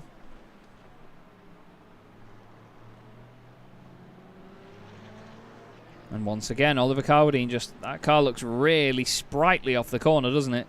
Even the way it looks and the way it sort of behaves around a corner, it looks lighter than the bulky Aston Martin that's chasing it down. Even the noise as well, with it being a higher revving car, it just sounds more nimble than the burly V8 Vantage. John trying to go later and later on the brakes each time just to close that gap to Carbadine so he gets enough of a run on the exit, but again just not able to quite get it spot on. Give another shout as well to Mark Johnson, who's having a fantastic race at the moment. 3rd place overall. He's just about over a second behind James Cummings at the minute. And James is having a really strong run as well, actually. 2nd place for him. Fantastic drive so far in this race for James. Just having a look through his results now, actually. His best result this season is a 3rd place. He was on the podium at Daytona, and he's had a couple of 5th place finishes so far as well. So this, if he continues on in 2nd place, would be his best finish. And Colin Wynne making a very, very good point that Ollie is driving this McLaren so well. He's just doing it very calmly by the look of it. He's putting the car exactly where it needs to be when there is a moment when John can get close. We're into the final 25%, final quarter of this race now. We're over 45 minutes of the way through. Surely pit stops will be coming any time now. There's a couple of drivers that have made 2 stops already, one of them being Gary Tall. Gary coming in before everybody else has around him, so hoping to get up to speed once more and make a longer run of this final stint. Let's keep our eye on Gary and see how he does. These two will probably pit together, knowing how they've been so far. They've been absolutely glued together. Have John Roberts and Oliver Carwadine. John started this race in 10th. Oliver started it in 8th. So John was right behind him at the start of the race. And now he's right behind him once more. As mentioned, it's camouflage on the front and all over that Aston Martin, but certainly doesn't work as camouflage, does it? It's not very well hidden.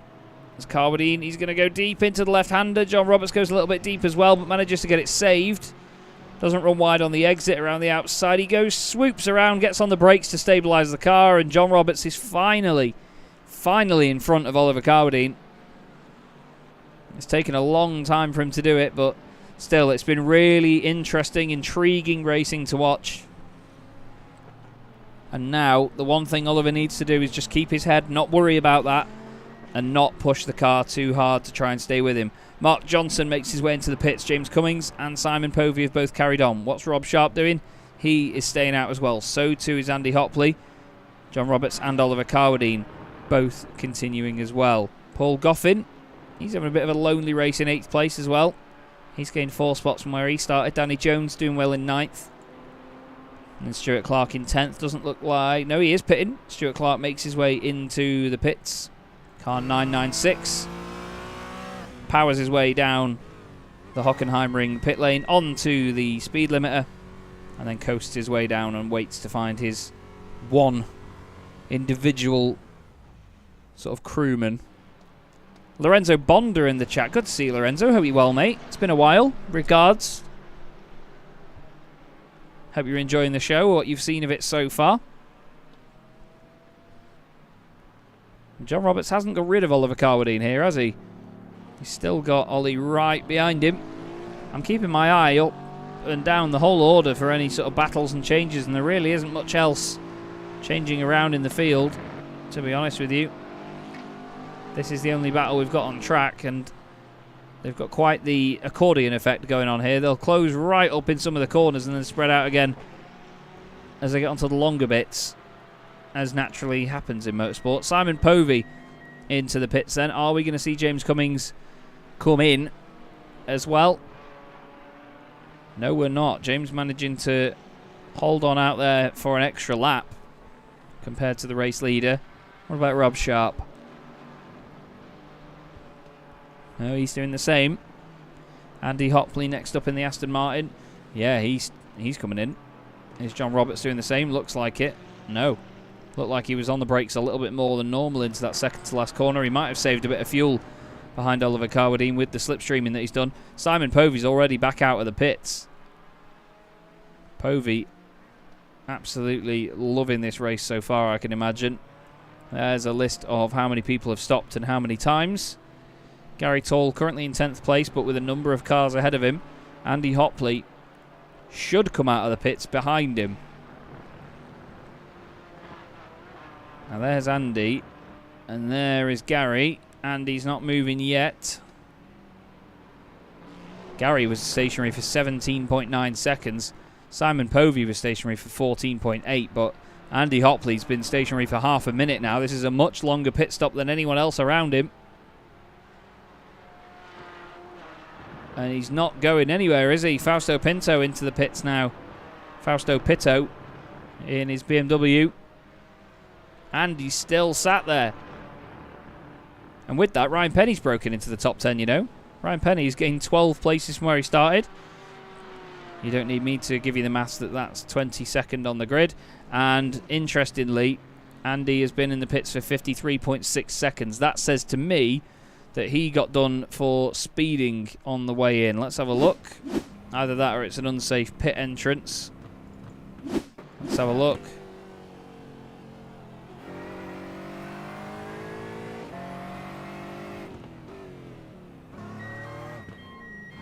Ah, yeah. It seemed like the pit limiter didn't engage there, did it? And he put his foot down and was speeding. That's a real shame for Hopley, so the race goes from bad to worse. This is James Cummings into the pits. He's been doing an amazing job so far. So too is Rob Sharp, who seems to be doing some sort of rally crossing on the way in. The car bouncing around. John Roberts next up and Oliver Carwadine, those two after that fantastic battle earlier come back in, but Simon Povey's long gone. Simon Povey has disappeared up the road. Now, where's Mark Johnson in all of this? Because Rob Sharp and the others are coming out of the pits. James Cummings is gone. James has left the pit lane. This is Mark Johnson making it round turn 1. There is Rob Sharp behind him. So Mark stays in 3rd place. Great work by the Legends Racing driver. And James Cummings has held on to 2nd. Great job by him. Now, Gary Tall, well, he was stationary for 6 seconds more than John Roberts, and John has gained an absolute bucket load of time here. John comes out in 6th place after that. And we'll look at how many people have pitted and how many times. And look, Ralph Mayer is going to be the last one to complete all of his stops in this race. So this is how the order is on merit now to the end. So John Roberts with an opportunity here to overtake Gary Tall. If he can stay with him. We know how fast Gary is. He's moved into the top 5. We'll show you quickly as well how many positions everybody's gained. Ryan Penny, the biggest mover so far, and 10 places gained. Gary Tall, the 2nd highest mover with 6 positions gained so far. So well done to Gary. He's been looking for a clean race now for a while, with some strong points at the end of it. I think he got a pit lane speeding penalty at Zandvoort, but he was on for a really strong drive there, as well as all over the curbs. It's a very savage curb, that's a nightmare. There might be a chink in the armour yet, you know, as Simon Povey's had a problem. As, whoa, he clipped the curb there, and that could have been way, way worse for Simon Povey. As his teammate comes through that same spot with John Roberts right behind him. Getting darker and darker here, more sort of dusk-like at Hockenheim. All the fans still in the grandstands though. We do not doubt their commitment at all. There's another battle going on further down the order as well. Byron Crawford trying to move forward on Danny Jones. Kids and grown-ups love it so. The Manthey Porsche of Danny Jones, with branding on the back that spells out row. I should really shut up, shouldn't I? Anyway, these two Porsches head-to-head now for just the remaining laps, of which there will not be many. It's still 1 minute and 47 seconds. That is the leader's race pace at the moment, so it's nearly 2 minutes a lap round here in a GT4 car at Hockenheim. Doesn't seem like it to be that long a lap. The headlights are on. And these two go into battle once more. You see the very shiny green wheels on Danny Jones' car. Maybe a slight distraction to some, but Byron Crawford will not be phased at all. Hard onto the brakes they go. Byron really stamps on the brakes, gets the car stopped, looks for some sort of cutback, but Danny Jones gets the line off the corner, although Byron gets the run.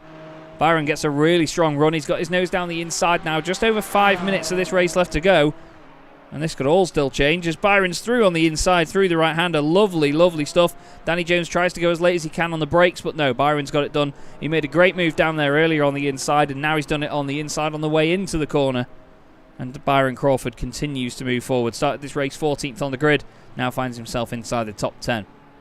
Ryan Penny has still gained 10 places. He finds himself 12th. So after the pit stop cycle, he just lost a couple more, but there's nothing wrong with that. He's got Andy Hopley next up behind him though, and Peter Mackay's fan club has spilled over into the YouTube chat.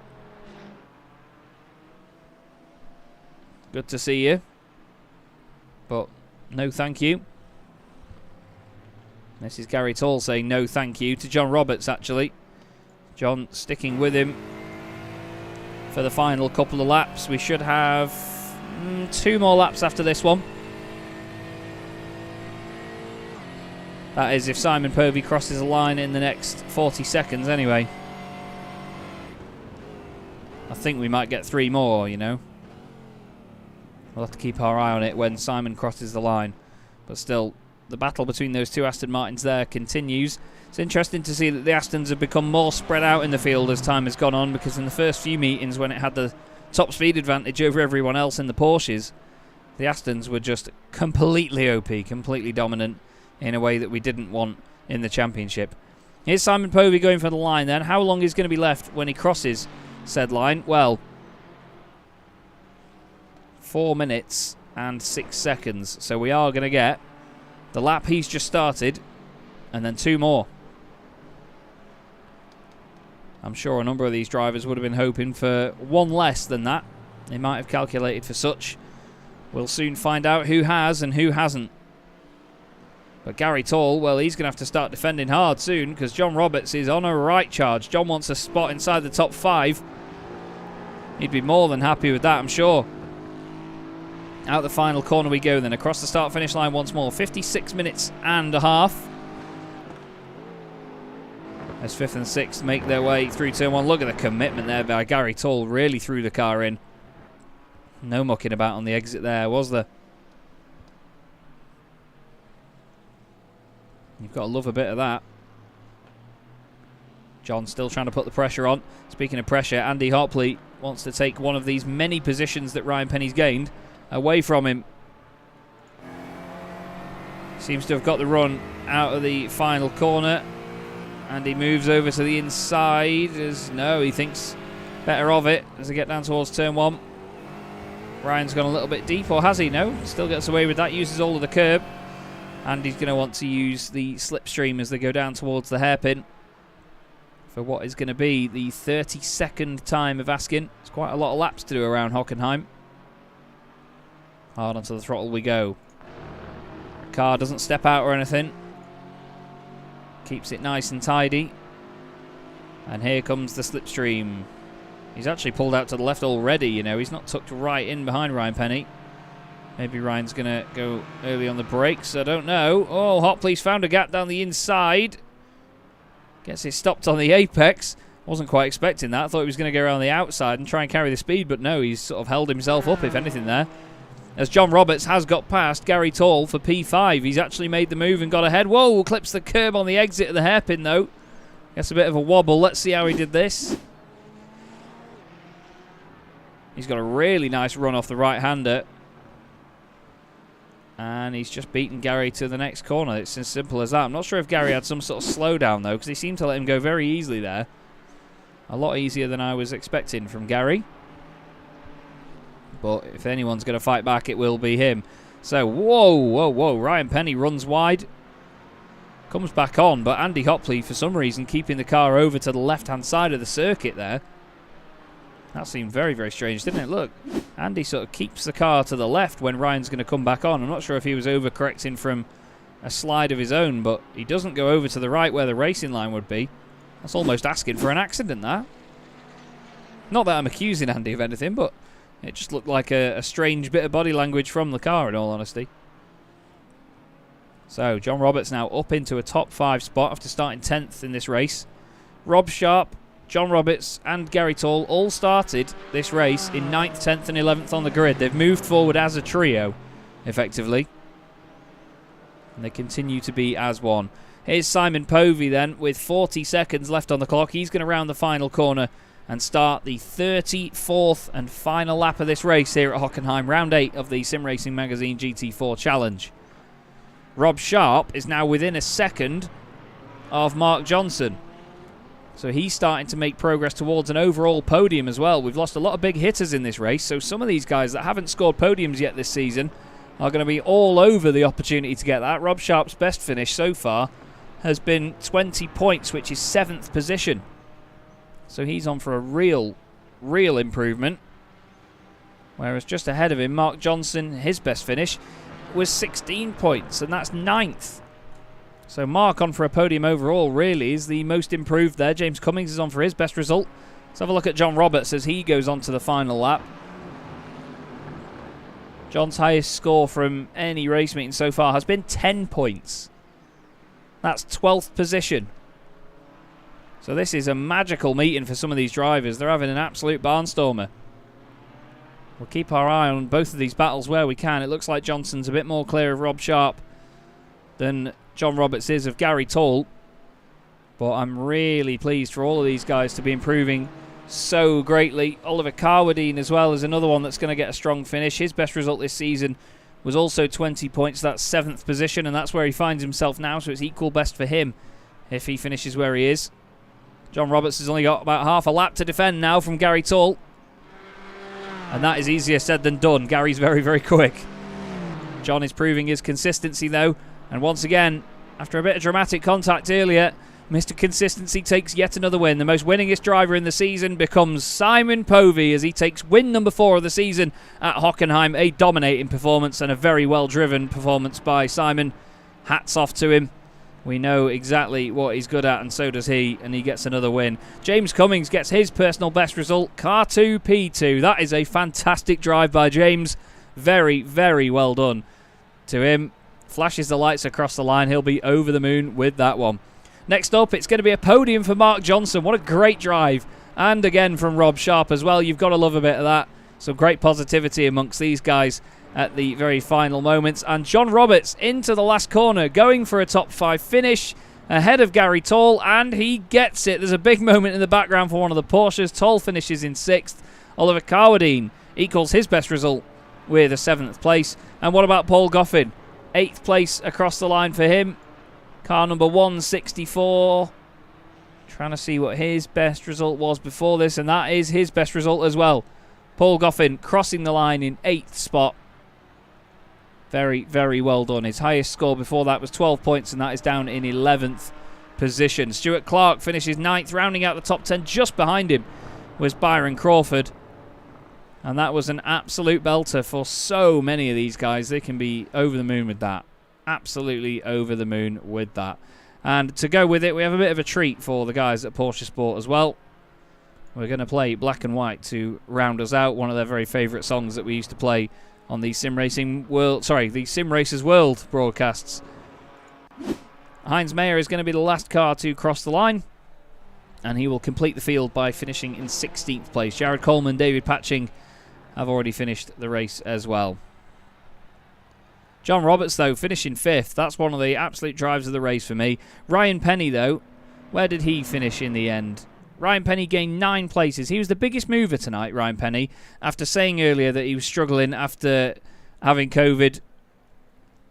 Fair play, Ryan. And no disrespect to any of these amazing drivers that have done such a good job to get these top 5 results and, improve on their personal bests. But for me, Ryan Penny is definitely driver of the evening. Hats off to you, mate. Hats off to you indeed. So we'll wait to get some race results, and they are right here. We'll have a look right now. There's a weird shadow over that part of the circuit there, as if there should be a bridge, but apparently there's not. Anyway, away from me being picky, here is your race result. Simon Povey wins by 17.6 seconds. An absolutely dominating drive from the Tall and Taller Motorsport machine. James Cummings, car 2, P2. That's his best result. Same with Mark Johnson, getting a podium overall. Rob Sharp as well, his best result. John Roberts' his best result. Gary Tall gets a strong 6th position. Oliver Carwadine finishes in 7th. Paul Goffin 8th. And then Stuart Clark and Byron Crawford were right together across the line for 9th and 10th. Danny Jones finishes 11th, with Andy Hopley finishing down in 12th. It's more of what could have been for Andy, unfortunately. Ryan Penny, driver of the day, 13th spot, ahead of Philip Hopley in 14th. A great drive by Philip, actually. Didn't catch him too much in that one, I'm afraid. So, sorry, Philip, but well done. Fausto Pinto finishes 15th, and Heinz Mayer is the last car on the lead lap. Jared Coleman is classified 1 lap down with David Patching and Ralph Mayer. And then the drivers that did not finish the race were Dan Bathy and Tom Slater, the 2 DBTRS Racing teammates. Edward May, a big, big change in the championship there with Ed not finishing that one. Dominic Brennan 23rd, and then Andy Marston retiring after damage with Ed on the opening few laps. So, let's try and get some drivers in for interviews, shall we? See if we can grab anybody to have a quick chat with us. But I hope you all enjoyed that one as much as I did. That was a real good fun race to watch. And I have to say, James Cummings was a real star in that as well. He started 4th on the grid after a strong qualifying performance. Managed to squeeze 2nd place out of that, especially as he lost a number of positions in the opening laps as well. I think he fell down as far as 6th place in the opening encounters. John Roberts and Gary Tall were very entertaining there, weren't they, at the end of that one? Having that fantastic battle on our screens. And Paul Goffin, some strong points for Team SRM from him as well. Team SRM coming into this were I think, third or fourth from bottom in the Teams Championship, but only 2 points behind Petrol Tuga. So the strong points that he's got there will surely help that campaign. And while it was a very, very lively race in the background, one man that didn't see too much of that was Simon Povey. Simon, great to finally have you in for an interview as well, mate. How are you doing, first off? Because it's been a while since we've actually spoken. Yeah, I'm not too bad. Yeah, good race, but not happy to win in that way. That was my fault with Ed. Just got too eager to. Just saw an opportunity and I should have waited. I feel really bad, so I'm going to send him a apology in a minute. But yeah, the race was fun, but yeah. Well, I'm not happy with it. That's fair enough, mate. And it's it's one of those things that happens in motorsport sometimes. I mean, we wouldn't be. I say we, like I'm a fast driver. You guys wouldn't be as high up in the championship as you are if it weren't for taking chances. You've got to go for those opportunities. And I'm not going to quote the old Senna line because I don't particularly believe in it, but you know exactly what I mean. It's one of those moments. But around this circuit, the cars looked really, really good. Actually, I've even put in the description for this video that it's never the sort of top circuit in anybody's lists, but it's always quite a fun one to race around, isn't it? I don't really like it, actually. Really? It's tough. It felt that, I don't know whether it's because I haven't driven much for the last 4 weeks or whether the build's changed something, but the car felt really tricky to me, really loose at the rear. Had a few problems in qualifying. I had to rejoin the session because I kept getting massive frame stutters on my PC. Which is why I was leaving and joining and leaving and joining. But it took me kind of until halfway through the race to get into any kind of groove on the circuit. It's a tricky track, but looking forward to the rest of the calendar more than that, I think. Well, it's it's one of a bad bunch for me. I'm not very good at the Nürburgring and I'm not very good at Imola, but I know that they provide fantastic racing themselves. Yeah. Out of the last few, is there any circuit that is like a big favourite of yours? I really like Nürburgring. Imola, I don't think I'm here. I think we're on holiday for that round. And then I quite enjoy Monza, although that's a bit of a lottery at times. So you're right there, mate. It will be as well. But I think whenever you see Monza on a calendar, you think, oh, it's surely going to be one of the most entertaining races of the season. So long as definitely everybody keeps their head and plays the long game with the slipstream. I've been in many a championship that have raced there, and people don't always play the long game. They think every corner's an overtaking opportunity, but it is what it is. Still, strong win tonight. I know that the circumstances weren't perfect, and fair play that you're not happy with that. I'm sure Ed's probably not the most chuffed either, but he had his own moment as well. He had actually had a screen freeze, and his PC completely died partway through the race, which is why he ended up out of the race. I had a quick look at the replay before joining you just to check. And then I kept checking the standings, expecting him to pop up, and if he'd carried on, I'm sure he would have got a podium. But But that's how the cookie crumbles, I'm afraid, sometimes. But still, big stuff for your championship. Is there anyone you'd like to give a quick shout out to before I let you go? Shout out to Mum. Shout out to my boys who have probably been the riffraff in YouTube, basically, if you've had any dodgy comments in there. And also hi to John and Vicky. Cracking stuff. Well, great to speak to you, Simon. Thank you very much for jumping in for an interview, mate. And we look forward to seeing how you get on. All right. Take care, mate. Cheers, Bye. mate.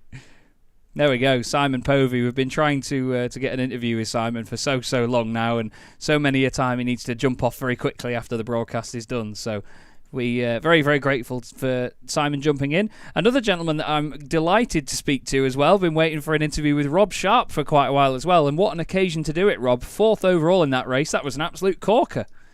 That was, I was very surprised, to be honest. My best result ever in this series. Yeah, it's really, really good to see. There was a good group of you in the sort of top 5 into the top 10 that, all benefited from some of the big hitters being out early on, but, you all stayed out of trouble, and that's the key thing. You've always got to finish these races, as the old phrase goes, to finish first you must finish. And, well, it may not have been first, but still good points. That's exactly my plan, was just keep it together. It's really no more than that. But it was a race-long battle with Gary Toll, I think he used a little bit more fuel than me. So in the end, I managed to pull a little bit out after the pit stops, and then Mark Johnson and I were sort of like, I was chasing him towards the end, but I didn't really have the pace. But it was a fantastic race. I really enjoyed it. And what did you make of the circuit? I mean, I just asked Simon there, and I explained that even as it is in the video description, it's not really a favourite circuit for anybody. But did you enjoy this place in these cars? I did actually, which is again, I'm surprised at myself because while I've been practicing on this circuit, I find it's one that if you make one false move, it'll bite you. There's a couple of corners where you put your wheel over a curb and you're off.